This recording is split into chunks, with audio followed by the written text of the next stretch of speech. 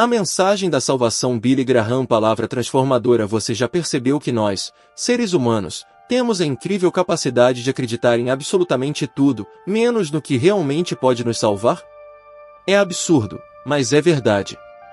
Nós acreditamos no horóscopo do jornal, acreditamos no algoritmo das redes sociais que parece nos conhecer melhor do que nós mesmos, acreditamos até que um novo celular vai resolver nossa solidão. Mas quando alguém nos diz que a verdadeira salvação está em Cristo, aí nós duvidamos. Parece loucura, não é? Mas talvez seja justamente essa loucura que pode transformar sua vida hoje. Naquela noite, dentro de uma prisão fria, úmida e sombria, meu corpo estava marcado por açoites. Minhas costas ardiam, meus pés estavam presos em troncos e o ferro pesado ao redor do pescoço parecia me sufocar. Humanamente falando, era um cenário de derrota. Mas, em vez de desespero, encontrei em mim um motivo para cantar. E, enquanto eu e Silas entoávamos louvores, algo extraordinário aconteceu. Um carcereiro, acostumado à violência, ao barulho das correntes e ao grito de dor dos prisioneiros, ficou tão impressionado que se lançou ao chão e perguntou: Senhores, o que devo fazer para ser salvo? Essa pergunta não ficou presa naquele cárcere em Filipos. Ela atravessou séculos e continua ecoando na mente de milhões de pessoas hoje. Quantas vezes você também já se pegou, sozinho, perguntando: o que eu faço para salvar meu casamento? O que eu faço para não perder meu filho para as drogas? O que eu faço para segurar minha mente em meio a tanta ansiedade? Será que essa não é a mesma pergunta que você, de alguma forma, carrega no coração? Eu olhei para aquele homem e não ofereci fórmulas mágicas, não entrei em debates filosóficos, nem sugeri passos complicados. Eu disse algo simples, direto, tão simples que até parece absurdo: crê no Senhor Jesus Cristo e será salvo, tu e a tua casa. Não era teoria, era vida. Não era religião, era relacionamento. O carcereiro viu que, mesmo com sangue escorrendo pelo meu corpo, havia em mim algo que dor alguma podia roubar: paz, alegria, esperança. Ele percebeu que eu tinha algo que nenhum poder humano poderia oferecer. E o coração dele clamava por isso. Quantos de vocês hoje não vivem exatamente essa realidade? Talvez por fora você mantenha a aparência de que está tudo bem, mas por dentro a sua alma está em crise. Estatísticas mostram que metade dos casamentos terminam em divórcio. E muitos dos que permanecem juntos carregam um peso silencioso: a falta de amor, de respeito, de diálogo. Famílias inteiras pedem socorro. E sabe o que é mais triste? Tentamos de tudo: terapia de casal, novos hábitos, viagens caras, mas esquecemos do essencial: Cristo. Não é à toa que tantos lares se desintegram mesmo após tanto esforço humano. Eu sei que talvez você pense: mas será que acreditar em Jesus pode realmente mudar minha vida? Olhe ao redor. Quantos homens e mulheres que o mundo considerava fortes terminaram quebrados? Pense em Whitney Houston, que tinha uma voz que encantava multidões e uma carreira brilhante. Tinha fama, dinheiro, aplausos.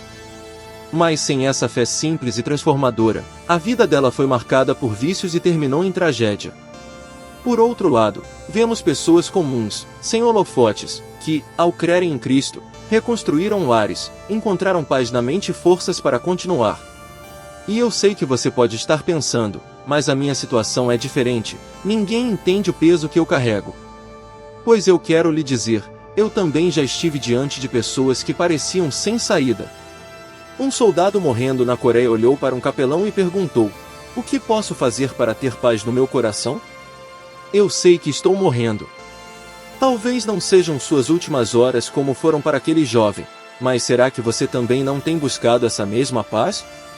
Agora me diga, de que adianta ter todo o conhecimento do mundo, todos os títulos acadêmicos, se no momento em que mais precisamos não temos resposta? O carcereiro não queria um sermão longo. Ele não precisava de explicações complicadas. Ele precisava de esperança. Ele precisava de uma saída. E foi isso que eu ofereci: Jesus. E aqui está algo que talvez ninguém nunca tenha lhe dito dessa forma: quando você crê, não é só a sua vida que muda. O texto diz: será salvo tu e a tua casa. A fé de um só pode abrir portas de transformação para toda a família. Imagine o impacto: filhos que crescem em um ambiente de amor, esposos e esposas que aprendem a perdoar, lares que trocam o grito pelo abraço. Você não acha que isso é o que falta para milhares de casas hoje? É por isso que eu digo que essa pergunta do carcereiro é, na verdade, a pergunta de toda a humanidade. Seja na prisão de Filipos, seja em um apartamento moderno, seja dentro de um carro em meio ao trânsito caótico ou na cama à noite antes de dormir. Todos nós, em algum momento, murmuramos em silêncio: o que devo fazer para ser salvo? E a resposta continua sendo a mesma, sem mudar uma vírgula: crer em Jesus Cristo. Agora eu lhe pergunto, e se a resposta para tudo que você procura for realmente tão simples assim? E se, em vez de continuar tentando sozinho, você simplesmente decidir confiar? Você está disposto a dar esse passo hoje? Eu olho para o nosso tempo e percebo como estamos vivendo em uma era contraditória. Temos mais tecnologia do que qualquer geração antes de nós, aparelhos que cabem na palma da mão e que prometem economizar horas do nosso dia. Mas, curiosamente, nunca estivemos tão sem tempo. Nunca fomos tão pressionados, tão ansiosos, tão sufocados pela rotina. Parece que quanto mais inventamos ferramentas para facilitar a vida, menos conseguimos viver de verdade. E eu sei que você sente isso na pele. Você já acordou com a sensação de estar atrasado mesmo antes de sair da cama? Já terminou um dia exausto, mas sem conseguir lembrar de algo realmente significativo que tenha feito? Essa é a marca da nossa geração. A OMS já classificou a depressão como um dos maiores males do século, e não é difícil entender por quê. Estamos cheios de compromissos, cheios de notificações, cheios de preocupações, mas vazios de paz. Eu me lembro de um episódio doloroso que nunca saiu da minha memória.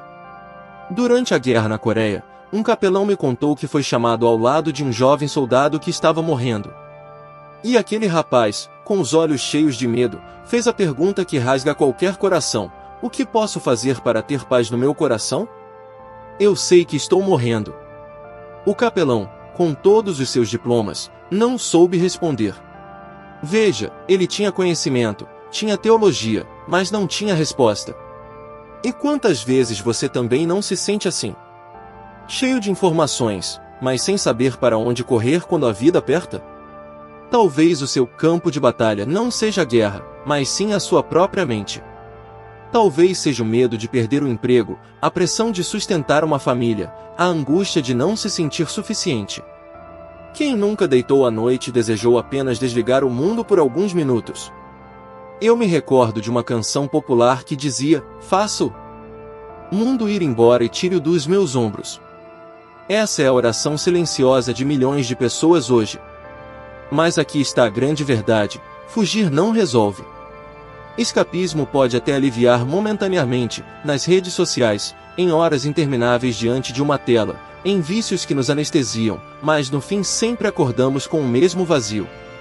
Jó disse em sua dor: meus dias são gastos sem esperança.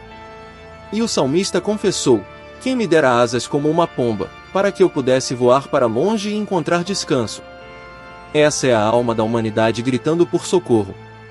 E Jesus responde a esse grito com palavras simples: eu sou a saída. Eu sou a porta. Quem entrar por mim será salvo. Não é apenas um consolo espiritual, é uma promessa real. Quando a mente humana chega ao limite, quando o coração já não suporta mais as pressões, Cristo oferece descanso. É por isso que ele continua sendo chamado de o Príncipe da Paz. Você já percebeu como até as pessoas mais bem-sucedidas, muitas vezes, são as mais atormentadas? Robin Williams fazia o mundo rir, mas por dentro travava batalhas profundas. O que prova que aplausos não curam a solidão.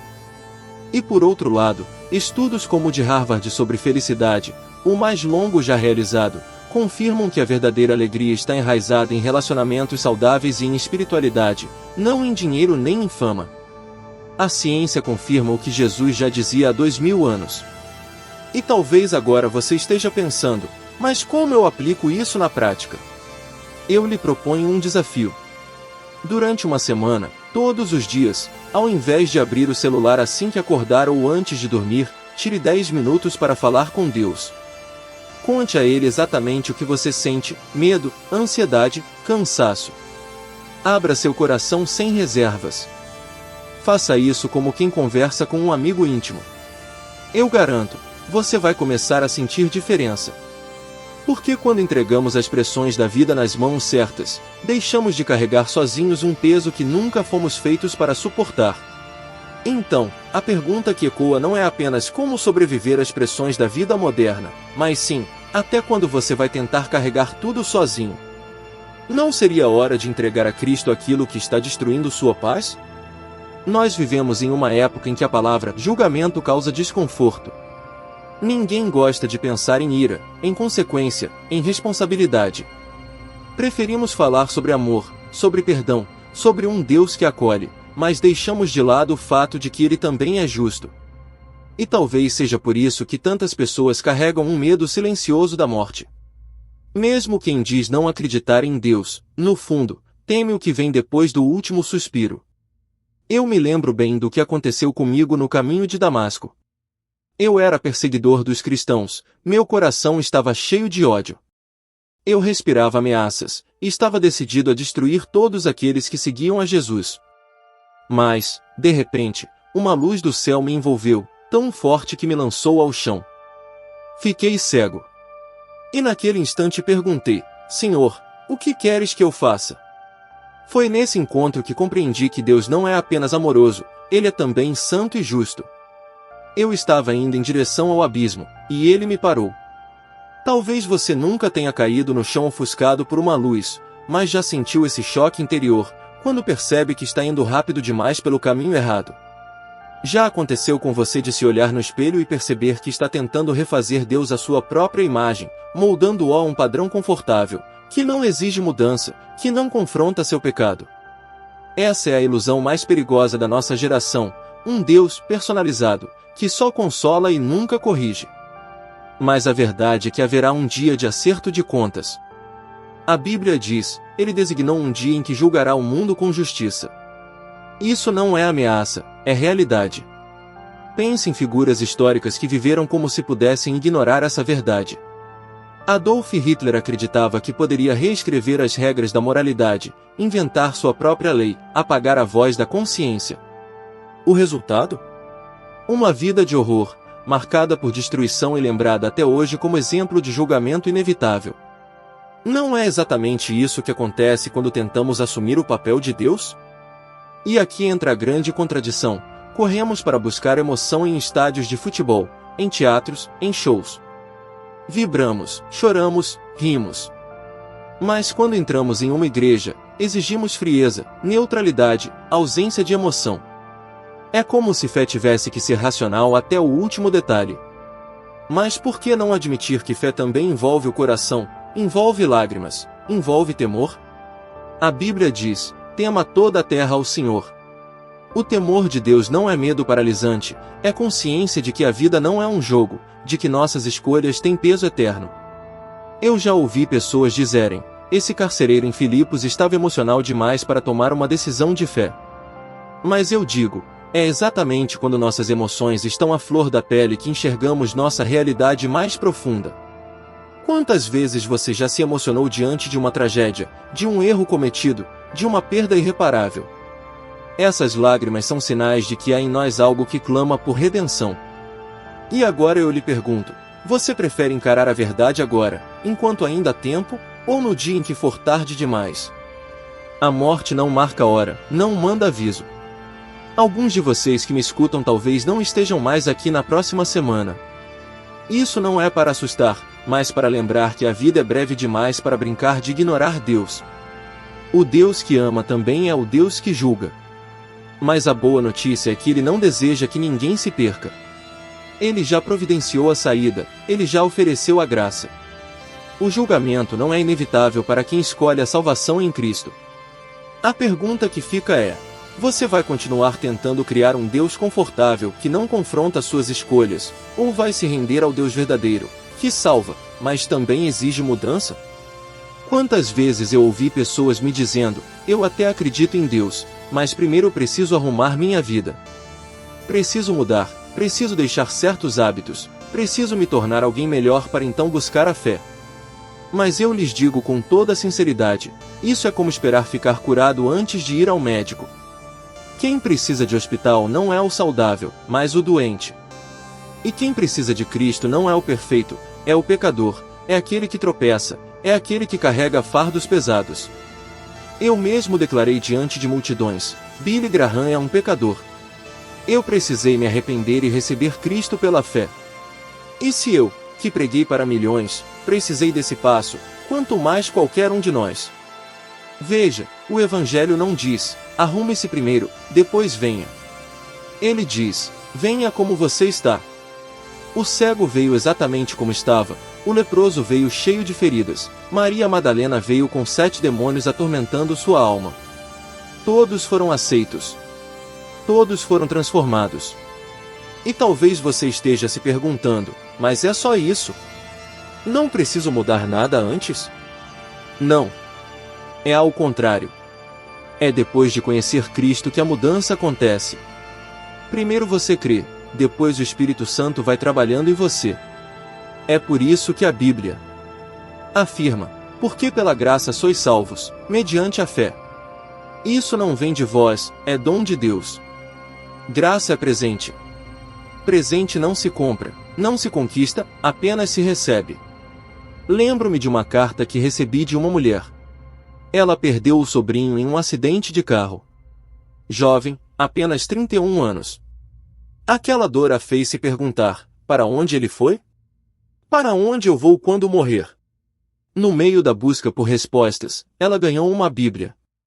Começou a ler. E uma noite, ao assistir uma das nossas cruzadas pela televisão, ela se rendeu a Cristo. Depois ela me escreveu, tudo mudou. Deus abriu meus olhos. Veja, não foi uma igreja, não foi uma instituição, não foi uma pessoa que a salvou. Foi o simples ato de crer. E eu sei que alguns de vocês ainda carregam dúvidas. Talvez você até esteja dentro de uma igreja, talvez até cante no coral, talvez até pregue em um púlpito. Mas no fundo, você não tem certeza se conhece realmente a Cristo. Não tem certeza se, ao morrer hoje, estaria no céu. Essa insegurança não precisa continuar. O Evangelho é claro, todo aquele que invocar o nome do Senhor será salvo. Agora eu lhe faço uma pergunta direta, por que esperar? Por que adiar o que pode mudar seu destino eterno? Você tem certeza de que estará vivo amanhã? Quantos fazem planos para a próxima semana e sequer chegam a vê-la? É por isso que eu insisto, hoje é o dia aceitável, hoje é o dia da salvação. Não importa se você se sente indigno. Não importa se você está quebrado, se sua vida está de ponta cabeça, se o mundo inteiro o acusa. Cristo não pede que você traga a solução. Ele pede apenas que traga o seu coração. O resto, Ele faz. Então, venha como está. Porque é assim que a graça funciona, transforma o pecador em filho amado, dá certeza ao incerto, e troca medo por esperança.